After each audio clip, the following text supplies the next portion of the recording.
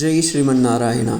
ஸ்ரீகிருஷ்ண அவதாரத்தில் அவர் எப்படி வர்றாருன்னா, ஸ்ரீவைகுண்டத்திலிருந்து நமக்காக நம்மை காப்பதற்காக அண்ட கட்டாட்சத்திலிருந்து அருள் பாலிப்பதற்காக வருகின்றார் அந்த பகவான். தத் சிருஷ்டாத தேவான் பிராவிஷத்து என்று தானே உருவாகி கொண்டு வரும்பொழுது அந்த கண்ணன் நினைத்தானாம், ஒருத்தி மகனாய் பிறந்து நான் ஓரிரவில் ஒருத்தி மகனாய் ஒளித்து வளர வேண்டும் என்று. உடனே பார்த்தாரு, மதுராவில் பிறந்தவர் அவர்.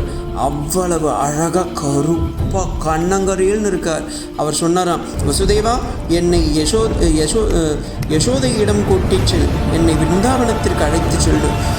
வசுதேவன் பார்த்தா, ஐயோ, யமுனையை கடந்து நள்ளிரவில் நான் செல்ல வேண்டுமேன்னு சொல்லி அவர் நினைச்சா, சரி ஓகே, யமுனை தானேன்னு கொஞ்சம் கொஞ்சமாக அவர் நடந்து போயிட்டே இருக்கார். மேலேயும் மழை கொட்டின்னு இருக்கு, கீழவோ யமுனை. அப்படியே கால் முழங்கால் வருகிறது, இடுப்பு வருகின்றது, அவருடைய மார்பு வரைக்கும் தண்ணி வந்துடுத்து. ஐயோ, யமுனை என்ன முழுகிட போகிறாளேன்னு பார்த்துட்டு இருக்கார்.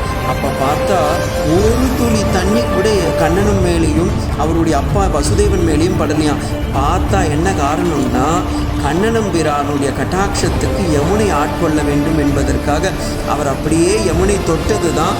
யமுனை தனக்கு வழி கொடுத்தால் அதை கடந்து வசுதேவர் என்ன பண்ணார், நேராக பிருந்தாவனம் சென்று நந்தகோபன் இருக்கக்கூடிய அந்த இடத்திற்கு குடிலுக்கு சென்று யசோதையிடம் அந்த பச்சிளம் பாலகனை விட்டு சென்றார். எவ்வளவு அற்புதமான ஒரு அதிசயத்தை கண்ணன் செய்தான். ஜெய் ஸ்ரீமன் நாராயண.